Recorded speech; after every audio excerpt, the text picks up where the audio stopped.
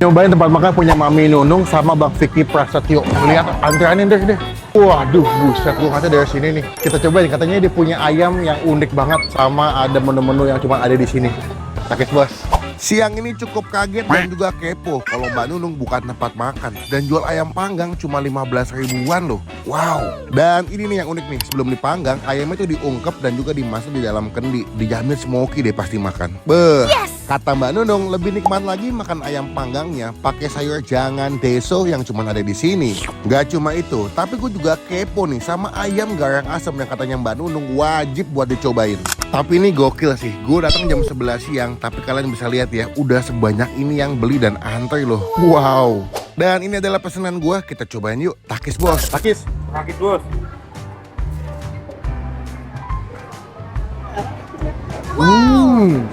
Sambal terong.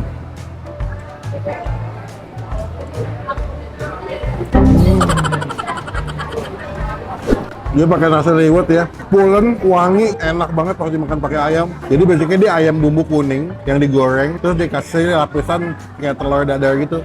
Takis. Sakit bos. Wow. Tahu walik.